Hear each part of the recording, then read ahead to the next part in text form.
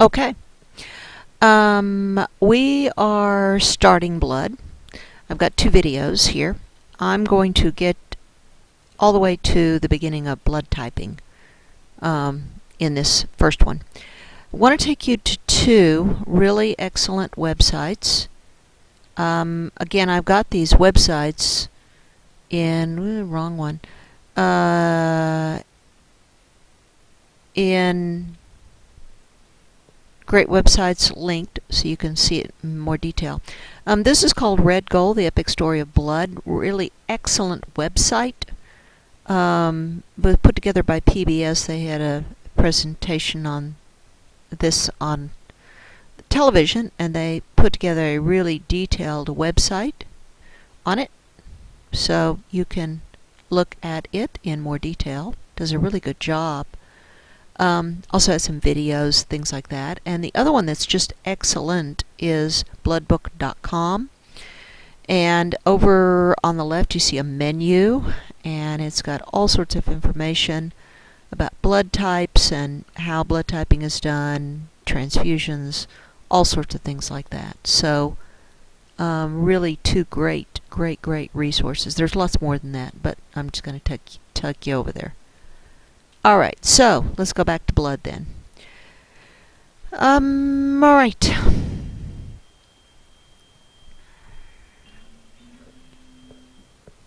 Okay, so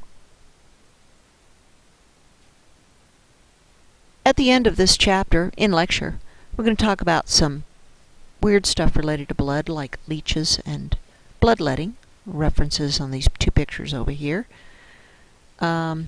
But let's get into the meat of this material.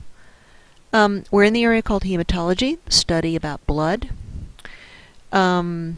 Remember your tissues: nervous, muscle, epithelial, connective. Blood is a specialized connective tissue. Its function, well, it's got lots. It carries gases. It carries hormones.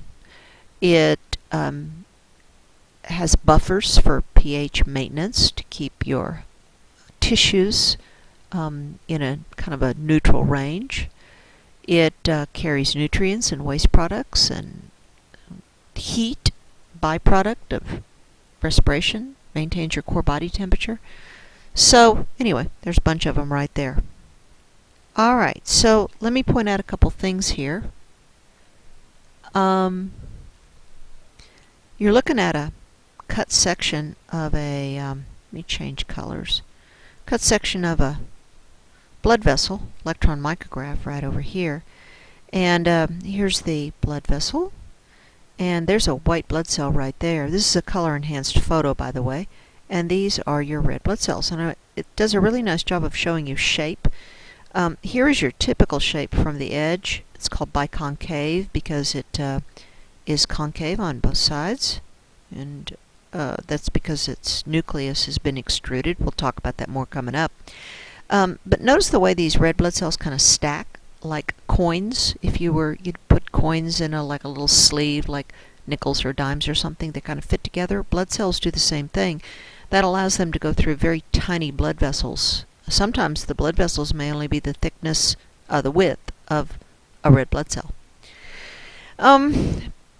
The amount of blood that you have, you've got around 4 or 5 liters. That's about 1.5 gallons of blood. pH, not exactly 7. It's a little tad alkaline, about 7.4. Okay, so let's get moving a little bit more. There's some things in your notes, some features of blood. Be sure to take a look at them. I'm not going to spend any time going over them now. Alright, so we're going to start with plasma first. And what you see in the picture is plasma. Here's the plasma right there. Now notice that all the cells and the elements of blood have settled down at the bottom. Now there are two ways that this can happen. Number one, You can actually put the tube in a centrifuge and spin it down so all the red cells and white cells and platelets end up at the bottom.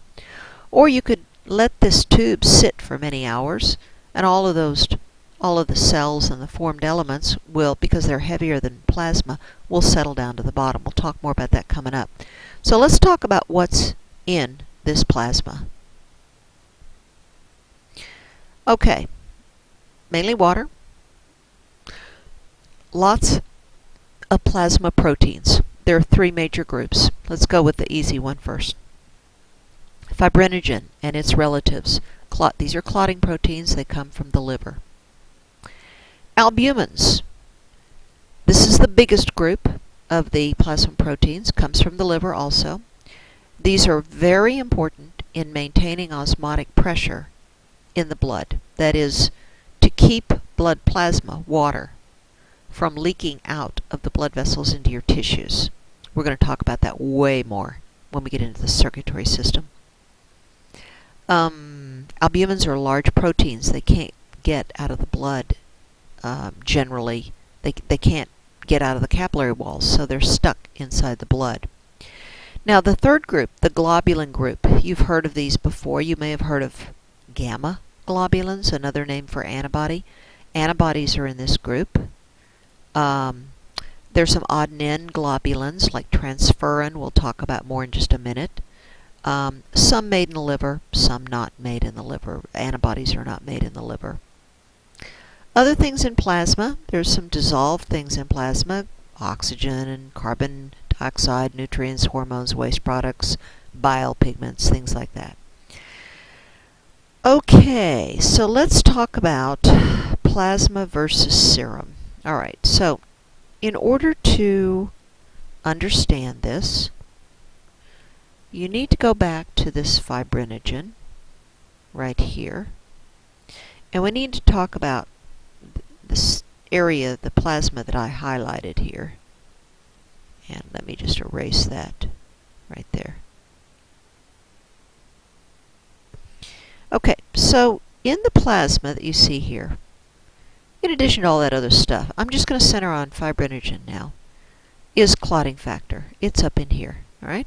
It's not doing anything. It's inactive, all right? So it's just floating around in plasma, doing nothing.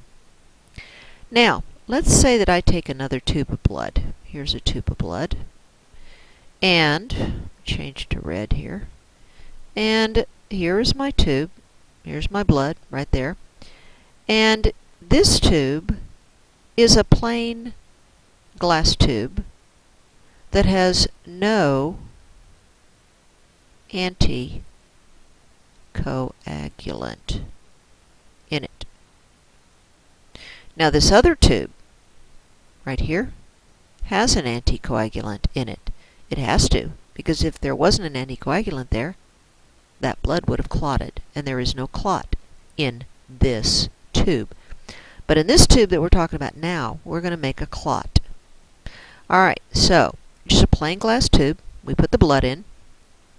And what will happen is the fibrinogen, which is normally floating around free in the plasma, gets involved in binding to other proteins involved in clotting.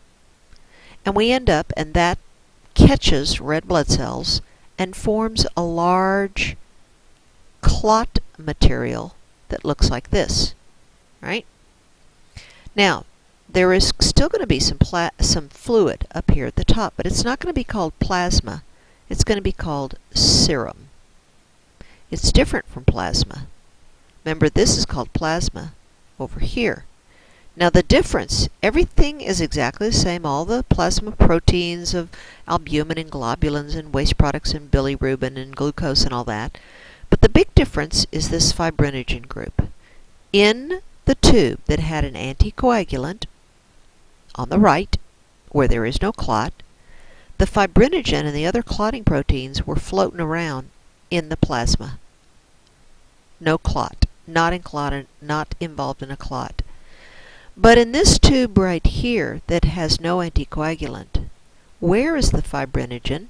I'm going to go to blue now. The fibrinogen is now involved down here in the clot. It's what's causing the clot. So the fibrinogen is not floating around free anymore in the fluid. It's down here in the clot. Now, as a result of that, this area up here is no longer called plasma because it has no fibrinogen in it. It's called serum. So you could say that serum is plasma without any clotting proteins in it, because the clotting proteins are involved in the clot. It's a fine point, you may be thinking, but those terms are used a lot, serum versus plasma, and they are not the same term. Okay. Remember I said you could take a blood sample and spin it down in a centrifuge? Well, there's a centrifuge right there. We're going to be doing it in lab. That's what's been done in this tube. So remember, this tube is coated with, or the blood has added to it, an anticoagulant. That's what's keeping this from clotting. This is unclotted blood. Alright, so what happens then is all the solid elements of blood get pulled down to the bottom. You see all the red. This is where the RBCs are, down here. The white blood cells and platelets are lighter than red blood cells. They hang out right here at the interface between plasma and the red cells. And all this stuff up here is plasma. It could sit there forever. It's never going to clot. This process of separating out the formed elements from the plasma is a very important test. It's called the hematocrit. We're going to be doing it in lab. The hematocrit measures packed cell volume. In other words, what percent of the whole blood is packed cells? That is, they've been packed down here because they've been centrifuged. So all the red cells are pulled down, white cells and platelets, packed cell volume. Normally it's about 40%, which means that, let's say your hematocrit is 42, which is average for a woman. 42% of your blood is packed cell volume. 58% is plasma. Now, 42% is right at the average for a woman, plus or minus 5%. So in other words, 5% more, 5% less. That would take you from about 37% up to 47% is normal for a female. That's your normal range, with the average being 42. But in a male, males have more red cells, 47% plus or minus 5%. So 42% lower range up to 52% for higher range for a male. So although 44, let's go 40. Although 40% might be normal for a female, that is not normal for a male.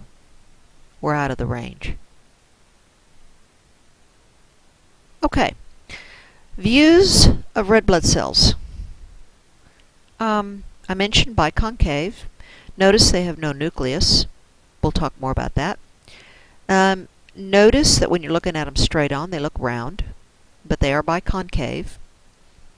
They are amitotic. They do not reproduce. A red cell cannot make baby red cells. They all come from bone marrow, and that's because they have no nucleus, and they have no DNA, and they have no chromosomes, and they have no genetic blueprint for reproduction. They are basically oxygen carriers and CO2 carriers via hemoglobin. That is it. Because they have to carry oxygen to the target site, to your tissues, you don't want red cells to use up their own oxygen load. That would be like you delivering Bluebell ice cream in a truck, and multiple times during the day you go to the back and eat bunches of ice cream, and by the time you get to your place where you're going to drop it off, you've eaten half the ice cream. Same thing. Therefore, red blood cells do not undergo aerobic respiration. They undergo an anaerobic way of making ATP, so they don't use up their oxygen load. Counts. Counts are given per cubic millimeter. Men, about 1 million higher than women. Again, you see the range. Newborns have a very high red cell count because they're compensating. Their bone marrow puts out a bunch of red cells right at birth to pick up any available oxygen molecules that might be hanging out, because the newborns are transitioning from getting oxygen from the mom via the placenta to picking up their own oxygen out of the air. And so they have a higher count. It goes down. Alright, so let's go more into that. Okay, hemoglobin. You're looking at a hemoglobin molecule up here. Get rid of that. Alright, so here is a hemoglobin molecule. There are 4 chains here. 2 different kinds of chains. Alpha chains and beta chains. Here's an alpha chain. Here's an alpha chain. Here's a beta chain.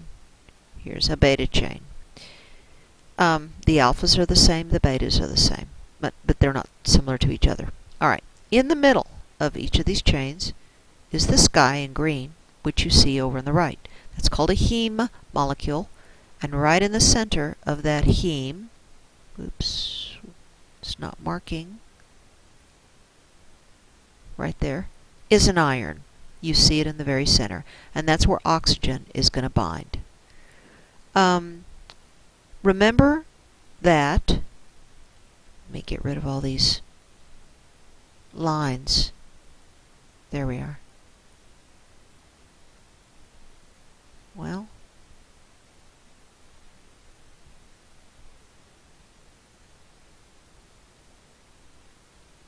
okay, all the lines are gone now.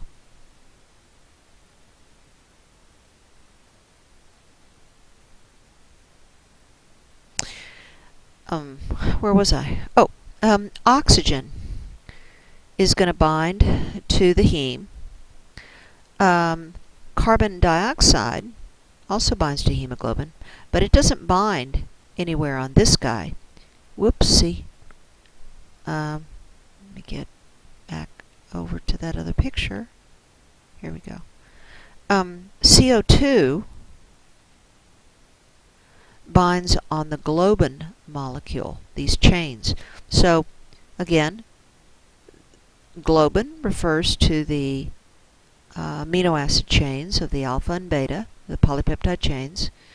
Those are globin structures, and the heme is that structure right there. Okay, hemoglobin given per 100 milliliters of blood. Most of the levels of things that are in blood, like cholesterol levels and triglycerides and all that stuff, are given in 100 amounts, or what's called a deciliter. That's a 100 ml amount. Hemoglobin is 12 to 18 grams per 100 mils. Women 12 to 14, men 16 to 18. Again, men have higher hemoglobin counts. Hemoglobin that has a high level of oxygen, it's oxyhemoglobin. Hemoglobin that's bound to carbon dioxide, carbaminohemoglobin. We're going to talk about that when we get into the respiratory system. Now, there is a view down here showing you a nucleotide-based sequence. You can see A, T, G, blah, blah, blah, blah, blah. This is the sequence along a DNA molecule for a beta chain for normal hemoglobin. Well, look right here, and you see a GAG with an amino acid called glycine that will be coded for, when the mRNA is read with ribosomes. But look down below at sickle cell anemia, and you'll see that instead of GAG, you get GTC, and that codes for an amino acid called valine instead of glycine, which totally changes your hemoglobin. So sickle cell hemoglobin is a defective hemoglobin. It doesn't carry the right amount of oxygen. It tends to stack up in kind of a plate form, as if you were stacking a bunch of plates on top of each other, and it causes the red cell to get stretched out in kind of an odd shape. It's called a sickle shape. That's sickle cell hemoglobin doing it. Also notice that there are some other different kinds of hemoglobin, and another variation of one is a fetal hemoglobin, hemoglobin F. F for fetus. You made it when you were a fetus. It latches onto free oxygen molecules that have come across from the mother a lot better than adult or after birth hemoglobin. So this is a another type of hemoglobin that you just find in the fetus. By the way, this is supposed to be HGB, not HBG, but anyway. We're going to be measuring hemoglobin in lab. This is a hemoglobinometer right here, a handheld one, but ours has been broken for many years, so we'll do it a different way. Okay, let's go through the life of a red blood cell. The life of a red blood cell is only about 120 days. Let me get rid of that guy right there. Get my blue back again. Okay. So we're going to start out over here at bone marrow, where the red blood cells are produced, and they go out into the blood, and they now travel around in the blood, go into all the organs. Your blood goes to organs many times during a day.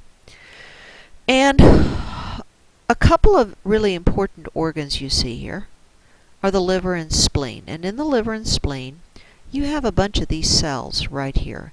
And notice this guy's called a macrophage. He is a large phagocytic cell. He's a relative of a monocyte in the blood, which we'll talk about later. His job is to remove bacteria and viruses and dead cells and things that are not supposed to be there. But in addition to all that, these phagocytic macrophages remove dead and dying red blood cells. You don't want these defective, dying red cells to stay in circulation. They could stack up and start to obstruct blood flow, promote clotting, blah, blah, blah. All right, so at about 120 days, these red cells are living on borrowed time. Their membranes have become very delicate, prone to self-destructing. They change their shape, and they are like nabbed in your liver and spleen by these macrophages. So the macrophage now destroys the red blood cells, and that frees up the hemoglobin, right? And the hemoglobin now is going to break down. It's going to break down into heme, and it's going to break down to globin, the two components. Now the globin molecules, remember there are 4, alpha and beta, 2 of each type. The globin molecules, remember, are just chains of amino acids. So the globin ends up as individual amino acids, which can be used by the liver to make more proteins, because the liver makes a lot of proteins, or the amino acids can go out into the blood and be used by your cells to make their proteins, or they can go any number of places. Okay, so that's the globin. Now the heme portion. All right, remember heme, primary thing is iron. So the heme gets broken down to iron, and the rest of the heme ends up as biliverdin and bilirubin, and these two guys are bile pigments. Not bile. Do not confuse bile pigments with bile. Bile pigments end up in bile, but bile has much more than just bile pigments. Now, the bile pigments, I'll get back to heme in a minute. The bile pigments go out into the blood, and you have some bile pigments running around in your blood, but most of them, as they go through the liver, are taken out. Your liver uses those bile pigments to make bile, which you're going to hear more about when we get to the digestive system. Some of that bile is going to end up in your large intestine. This is the large intestine. Well, this is the small intestine over here, and here's the large intestine over here. Bile gets dumped right at into the small intestine, mixes up with stuff that's ultimately going to become feces. And what you see going out down here is fecal matter, right here, the green arrow. And the point they're making here is that the bile pigments get incorporated into the pigment that you see in feces, which is a kind of a green-brown pigment. All right, now let's go back to iron. Before we go back to iron, notice also that some of the bile pigments end up over here at the kidneys. And there they are converted to another variation of a bile pigment called urobilinogen. And urobilinogen goes out in urine, giving urine a kind of a yellowish color. So bile pigments are in urine, at least their kid molecules that they're converted into in urine and feces. Okay, now let's go back to this iron right there. Now, the iron needs to be recycled in the body because remember, that iron is going to be incorporated into new hemoglobin, into new red cells in bone marrow. But not all the iron is going to go to bone marrow. Some of the iron is going to stay in the liver where it's bound in the liver with one of two protein molecules, either hemosiderin or ferritin, F-E-R, should always tell you iron. Iron cannot be hanging out by itself. Iron tends to rust when it comes in contact with oxygen. You don't want that happening. So it's actually bound with a protein in the liver so it doesn't do liver damage. Now, same thing with transport. This iron that's got to go back to the bone marrow is going to be carried by blood. And of course there's a lot of oxygen in blood. You don't want oxygen and iron meeting because again, that would promote rust. The iron that is being transported in the blood, not as hemoglobin, has to be bound to a carrier molecule. It's called transferrin. It comes from the liver. It's the little carrier molecule, protein carrier molecule in blood, and that's the way it gets transported back to bone marrow. The views that you're looking at over here, normal liver at the top, hemochromatosis at the bottom, sometimes called iron overload disease. You can see how red-brown that liver is. Ultimately destroys your liver. Okay, so I've kind of talked about some of this already. In fact, I think I've talked about all of this already. Ferritin is the major storage protein for iron in the liver. The little kid you see over here, look at his eyes, the whites of his eyes. This has not been photo-edited. You see kind of a yellow-greenish color. That's jaundice. You can see it in fingernails and whites of the eye and pale-skinned people. That's from excess bile pigments that are not being removed by the liver. Okay, blood cell production. I've already introduced you to this. This happens in bone marrow. We're going to be starting with a precursor cell called a hemocytoblast, which is the mother of all cells. This is the cell that becomes white cells and platelets and everything. But they develop through different what are called stem cell lines. So a hemocytoblast develops into one cell line that's going to become red cells going that way. Another hemocytoblast line will develop along another route. Another one develops along another route. These would become, for example, white blood cells. We're going to follow these red cells over here. You're looking at bone marrow, by the way, right over here. And you can see red cells being produced right in here.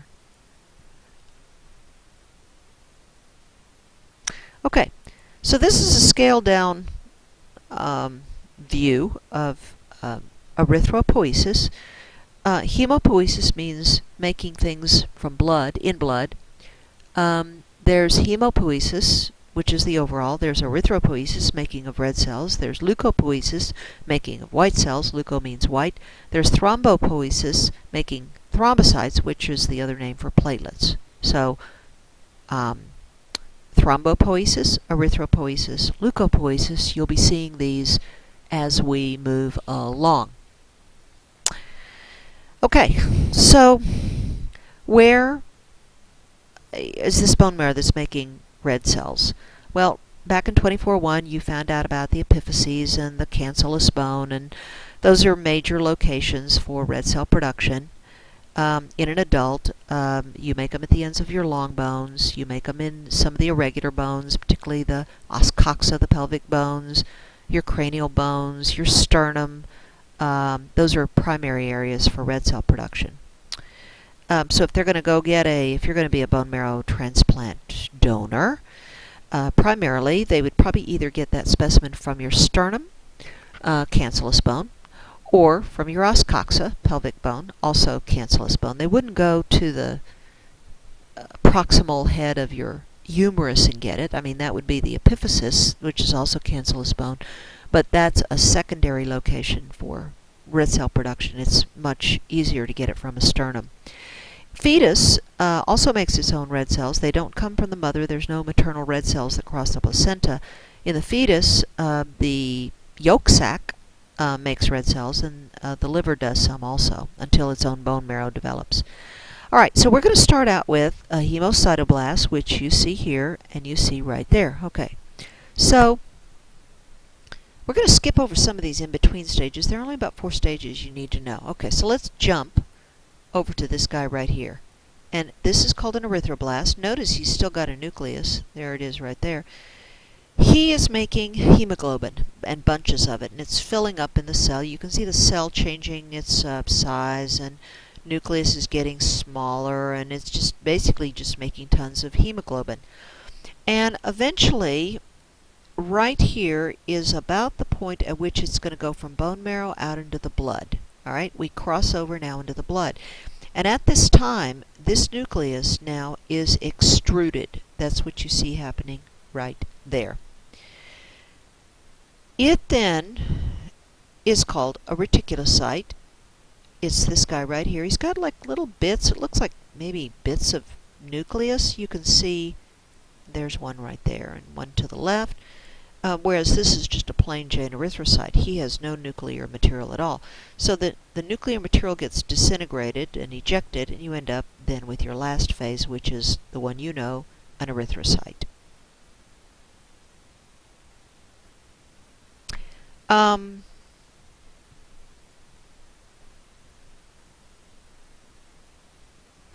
Erythrocytes are the carriers of oxygen, obviously, and CO2. But reticulocytes are important, not for any function, but there's an important test called a reticulocyte count, which gives a clinician an idea about how fast bone marrow is making red blood cells. It's usually somewhere around 0.5 to 1% of all your red cells. We'll talk more about it in lecture. Okay, so to make these red blood cells, what do you need to go through this process? Obviously, you need iron. You need B-complex vitamins in order to make DNA, in order to make hemoglobin. And there's another thing over here you're going to see later. We'll talk about it. It's coming from the stomach. It's called intrinsic factor. Your stomach actually makes it. You don't get it in your diet. This intrinsic factor is needed for the absorption of B12. B12 vitamins come in meat, and they may come in your vitamins you're taking. But in order to absorb them efficiently, you've got to have intrinsic factor. And if you don't have that intrinsic factor, then you can't absorb those, and then you have an anemia. By the way, the guy down here is a nucleated red blood cell. That's this guy right here. You're really not supposed to see many of these at all. Okay, so what tells bone marrow to make more or less red cells? EPO, a hormone. Comes from the kidney. You see the kidney right here. So here's the kidney.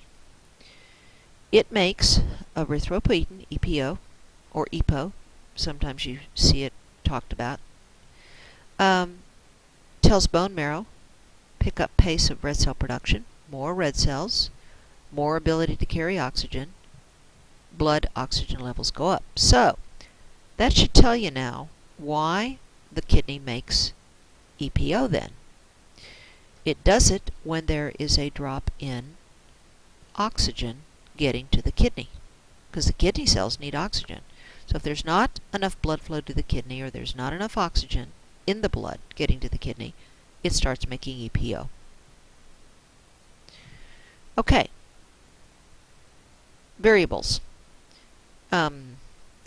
Again, we've talked about EPO's function in the kidney. Hypoxia, kind of off the screen, means low oxygen.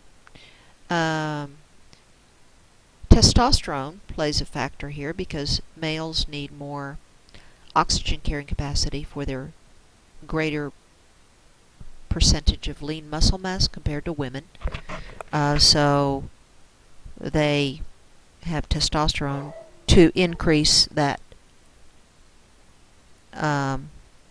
lean muscle mass. Okay, so problems. Let's go too many.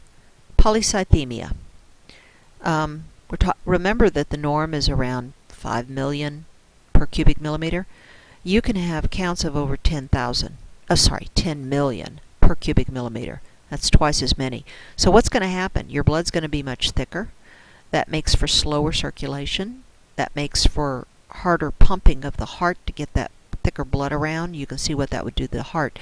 How does that happen? Well, you could have a hereditary problem causing polycythemia, or you could be getting blood donations a lot, or you could be blood doping, which is where you purposefully get blood to increase your oxygen carrying capacity. That's also illegal in the Olympics. Okay, so let's go to the flip side, which is more common, the anemias. There are different kinds of anemias here. Hemorrhagic is the number one. It's blood loss. It could be anything, car accident. It could be, you cut yourself on a piece of glass. It could be heavy menstrual flow. Okay, easy treatment. Let's go easy treatment things. Hemorrhagic, just talked about. Okay, let me get rid of all that. All right, so talked about that. Oops, too big. Make smaller ones. All right, so we talked about that. Let's go down to pernicious anemia. Pernicious means deadly. This is anemia that I've already actually talked about. It's due to a lack of intrinsic factor being made in your stomach or a lack of vitamin B, complex vitamins. Easily treated. You can either increase your B vitamins or you can take intrinsic factor. They give it to you by shot. Okay, let's go down to hypochromic anemia. This is low iron, or what's sometimes called iron deficiency anemia. Let's say you're a vegan. Let's say you're not taking iron supplements. Okay, that would be yours. Now, there's another one here called nutritional anemia. This is kind of a catch-all of everything else if you're lacking any nutrients. Like if you're starving to death, or you're protein malnutritioned and you're not getting enough protein, and you got to have proteins to make hemoglobin protein. That's nutritional. Okay, so those are all pretty much easy to treat. Okay, so let's go hemoglobinopathies. These are not easy to treat. This is a hereditary, gene-related disorder of hemoglobin. Hemoglobinopathy. Path means disease. Sickle cell anemia, thalassemias, they would look like the picture to the right. Thalassemias are related to Middle Eastern inheritance patterns, and sickle cell and African American inheritance patterns. Same kind of thing, though, basically. Not treatable. Well, you could give them blood transfusions, but there's no treatment. There's no cure, let's say. Then we have hemolytic anemias. This is where your blood cells are being destroyed or lysed. And we're going to talk about one-cause transfusions here in a minute. That would be transfusion reactions. Or things like snake venoms, spider venoms, those can cause hemolytic anemia. And then we have aplastic anemia. This is due to problems in bone marrow. The bone marrow is not making red cells. Usually it's due to maybe drug treatments, antibiotic long-term treatment. It does damage to the bone marrow. Bone marrow can't keep up with red cell production. Okay. Moving on. Okay, I already mentioned hemochromatosis. That's iron overload disease. So let me go on. All right, so let me get you into this and then we'll stop. I'm going to introduce you into blood typing, and then the second video will pick up with it. Really good tutorial at, I think it's University of Arizona as opposed to Arizona State. Okay, so get back my blue. All right, so let me introduce some things here.